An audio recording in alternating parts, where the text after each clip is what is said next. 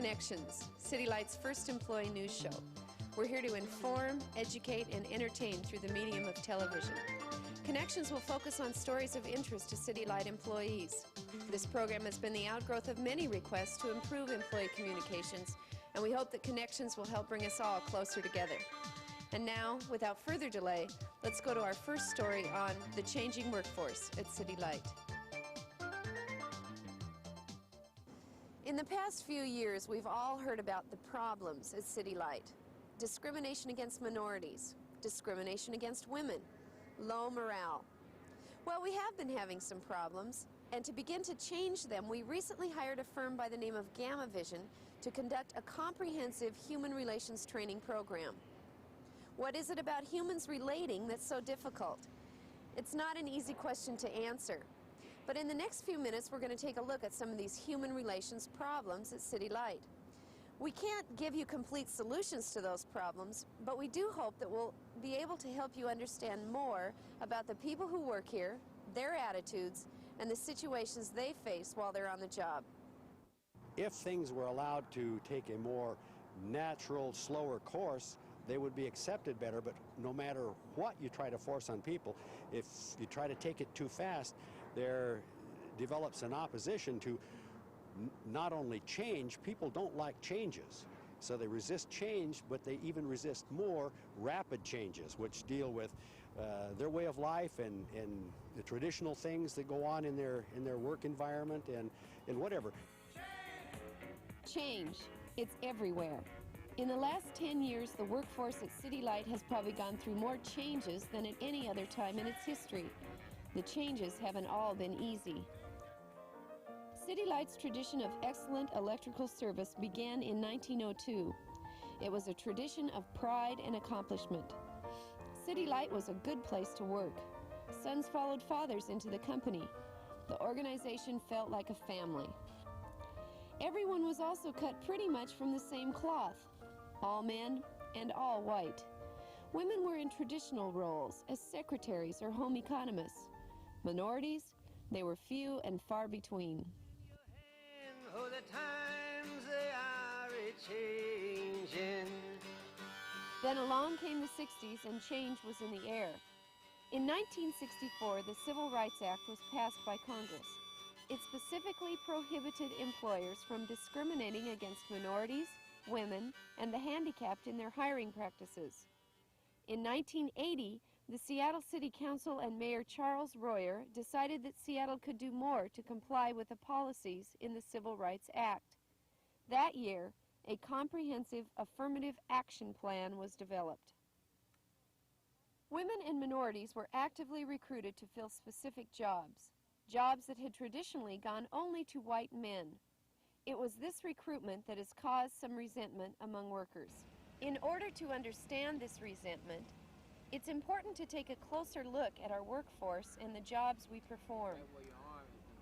Electrical work has a very strong tradition of being a man's job. It's dangerous and requires both skill and strength.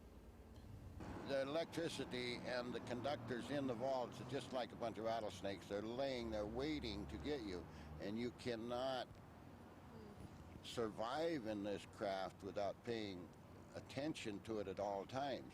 And to understand the hazards that are there takes considerable length of time. And you have to be aware that the hazards are there continually. It's just not a game. And some people don't understand the hazardous conditions that are in the network division. There's also a certain macho attitude associated with the job. Crews have traditionally been a place where there's been a lot of one-upmanship. How do you prove yourself once you're out here? Well, one-upping all the time, being better. You know, it's kind of a childish-sounding game, but that's what works, you know. You prove that you can do something better than someone else or just as well, then, you know, that's something that's respected. But it's not always necessary to get a job done, you understand, so. From that viewpoint, I would say maybe you shouldn't always have to prove yourself to such degrees, you know, just that you can do the job and not to be better than someone else. Put it all together, the new laws, the traditions, the concerns about safety, And the fact that you're expected to prove yourself by being better than anyone else, and the stage is set for complaints about the work environment. Several women and minorities have stated that it's just too tough to compete and be successful at City Light, and they've dropped out of the system. Despite all the difficulties, though, there have been some successes. Megan Cornish is one of them. Megan was one of the first women to work in a non-traditional job at City Light, and in 10 years has advanced through the ranks to power dispatcher, the highest paying non-management job in the utility.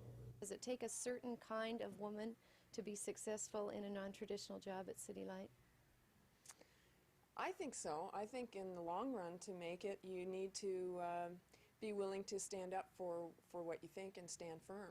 There are a lot of pressures for women and for minorities, and of course there's pressure just being an electrical worker because it's a dangerous trade.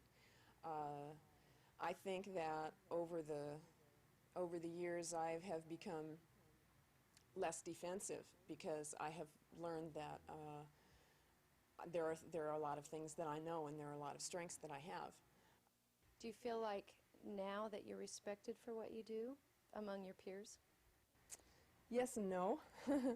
I think that I am respected by a lot of people. I think that some people tend to let disagreements on social issues get in the way of technical understanding and communication. But by and large, I think most people are very fair-minded. Most people are very fair-minded, and most seem to be coming around to the point where they can accept the changes. I think we've got over the crisis, and I think we're on the positive side now to where the line workers have adjusted to the fact that there are a lot of minorities and a lot of females in the workforce. I believe that it's reached a low point and now it is on the way back up. There's always going to be some kind of problem with, say, women in the workplace or minorities in the workplace because there's some problem built into the society, period. But it will be workable real soon, I think. Certainly there are no absolute rights or wrongs in this situation. Each side has valid concerns, and each side is going to have to be willing to make some compromises. Well, the first thing that I have to do, and I think anyone in this position has to do, is recognize that there is an overall affirmative action master plan for the city with a set of hiring goals that apply to City Light, and we will follow those goals. I think we also have to be practical and look at what some of the financial limitations are on the utility so we can say realistically how many positions do we think we're going to have turnover in for the next year. And then I think we have to do a good job of both balancing affirmative action accomplishments with making sure that there's a window of opportunity, at least some latitude for everybody in the utility to move up. Pulling together is not going to be easy.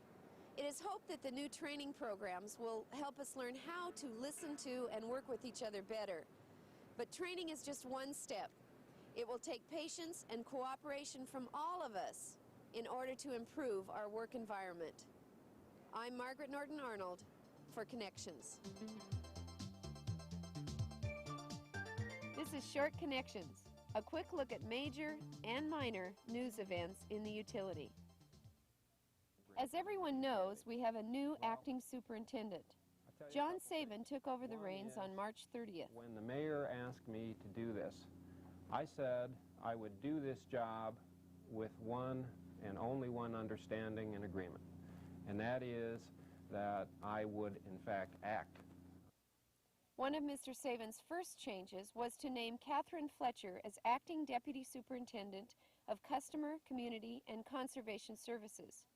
He also appointed Howard White as Director of Human Resources and named Betty Blair as Director of Customer Service. Employees from personnel have been busy with employment fairs lately. They attended both the Women in Trades Fair and the Handicapped Employment Fair and gave out information to all sorts of people who might be interested in employment opportunities at City Light. Construction started on May 31st for a new powerhouse and diversion tunnel at Lucky Peak Dam near Boise, Idaho. Lucky Peak is our newest power resource. Jerry Garman tells why it's a good deal for City Light.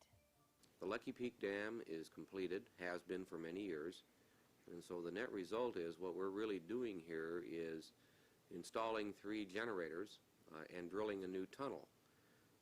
The effect of that is that we get the power for roughly half the cost that it would be if we were going into a river system where there was no dam. So the economics are extremely good.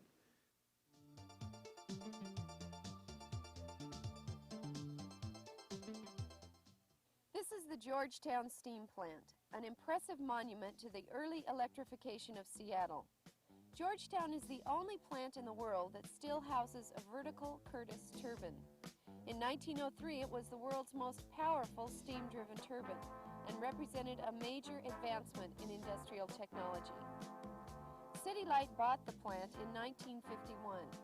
It was always meant to be a backup generator and has never been a major power source for the city. In fact, it hasn't been used at all since 1964. Historians are very excited about the Georgetown Steamplant. It has been named a Seattle City Landmark, a Washington State Landmark, and a National Historic Mechanical Engineering Landmark. This April, it achieved supreme prominence when the United States Department of the Interior named it a National Historic Landmark. Lori Lehman, an employee in Environmental Affairs, has received statewide recognition for her work with the plant. And its national importance is tied up in the fact that it was one of the first plants that utilized a certain type of generator that really allowed large-scale production of energy from steam. And it's the last known survivor of that type of technology. And no one knows of any plants that really replicate this technology anywhere else.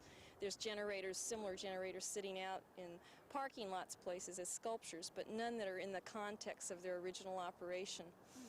Aside from that, it has a cultural and political and sort of social importance for the city of Seattle because it's a symbol of Seattle's early electrification, and it's a symbol of Seattle's early involvement in the public power movement. What does the future hold for Georgetown? That's still a big question. Last year, a citizens committee recommended to Mayor Royer that a new nonprofit foundation be organized to help turn the steam plant into a museum and interpretive center. It's now up to the City Council to decide whether or not more money can be spent to improve Georgetown. In the meantime, we've put a new roof on the plant. We're also in the process of hiring a consultant who will work to get the nonprofit foundation underway. There's something very, very interesting about industrial history. And I guess because I think that sort of the guts of our society somehow revolve around processing of natural resources, and the things that happen in a plant like this really change our daily lives. And to me, that whole sort of connecting those histories is real interesting. Well, we hope you've enjoyed this first edition of City Light Connections. We'd like to encourage employees to participate in this show, so if you have any story ideas or if you would like to be on camera as a Connections reporter, just contact me, Margaret Norton Arnold, in room 809 of the City Light building. So long now for Connections.